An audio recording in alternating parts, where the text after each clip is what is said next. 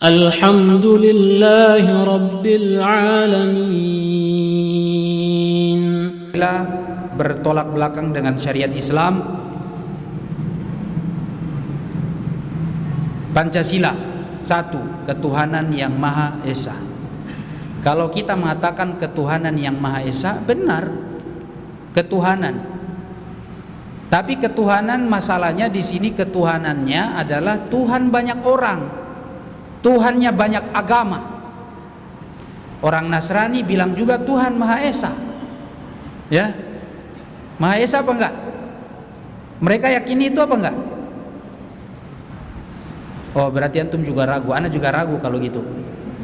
Soalnya mereka kan mengatakan Tuhan itu ada 3. Kalau seandainya Pancasila itu memang benar-benar yang dimaksud ketuhanan di sini Allah Maha Esa, nah itu benar.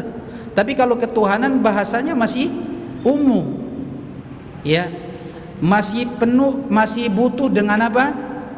Penafsiran dan penjelasan lagi. Kalau antum bilang Allah Maha Esa, itu bisa. Kalau yang baca, yang nyebutkan orang Muslim, benar. Tapi kalau yang bilang orang Nasrani ketuhanan Maha Esa, atau orang Yahudi bilang ketuhanan Maha Esa, orang Hindu bilang ketuhanan yang Maha Esa, nanti maksudnya adalah Tuhan dia. Ya, kalau ini dibilang asas negara, bukan asas Islam, maka boleh-boleh saja asas negara. Kalau dibilang asas negara, ya boleh-boleh saja. Tapi kalau dibilang asas agama Pancasila, ya ini nggak boleh. Asas agama Islam maksudnya qul huwallahu ahad. Allah ahad. Allah Maha Esa. Kalau kita bilang ketuhanan, ya masih rancu di sini, belum jelas. Apa dua? Kemanusiaan yang adil dan beradab. Bolehlah itu ya, menjadikan manusia yang adil dan beradab. Semua manusia adil dan beradab. 3, persatuan Indonesia. Kalau dibilang persatuan Indonesia, sekarang kita mau bersatu di atas apa? Sementara Indonesia ini semua banyak agama. Kita mau bersatu di atas apa? Persatuan Indonesia. Bersatu di atas apa? Nah, kalau dibilang ini adalah asas negara, ya boleh-boleh saja kita bersatu di atas masalah ini. Masalah misalnya kebersamaan, gotong royong, ya. Tapi kalau sudah dalam masalah ibadah kita bersatu, nggak bisa. Keyakinan nggak bisa bersatu. Orang Islam Tuhannya Allah, orang Nasrani Tuhannya Yesus, orang Yahudi Uzair, orang Hindu nggak tahulah apa Tuhannya, ya. Orang Konghucu punya Tuhan. Kita mau bersatu di atas apa? Nggak bisa. Maka persatuan, kalau dibilang persatuan umat Islam, baru berarti persatuan pasti di atas Al-Quran dan Sunnah. Yang bisa menyatukan kita Quran dan Sunnah kalau orang Islam.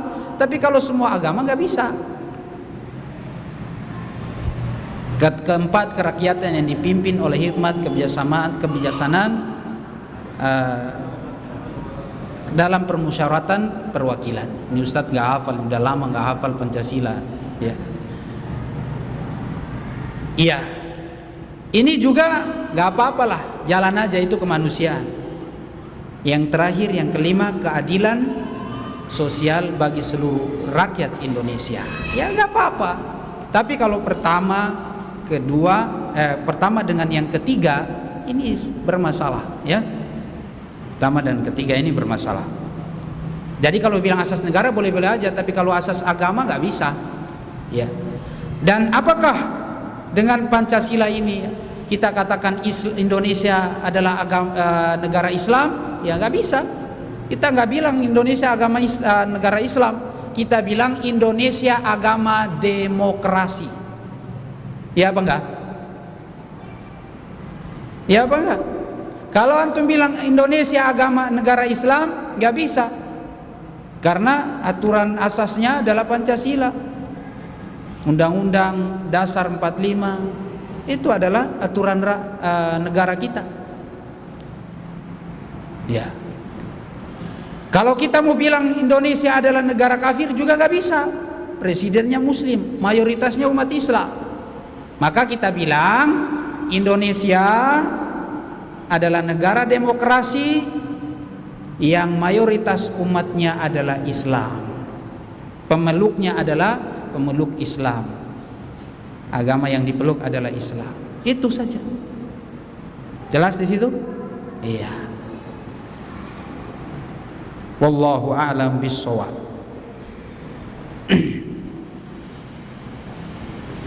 Apa kriteria negara Islam? Pemimpin harus Islam. Aturannya harus apa? Hukumnya hukum Islam. Baru itu disebut apa? Hukum Islam. Kepemimpinannya diangkat dengan cara, bisa dengan cara apa? Syuro, bisa dengan pengangkatan, bisa juga dengan ghalabah. Kepemimpinan diraih atau diambil dengan kekuasaan. Misalnya kita perang lalu kita menguasai. Kita menguasai suatu daerah, itu bisa dijadikan pemimpin atau negara. Ya. Dan ini disebut negara Islam insyaallah taala.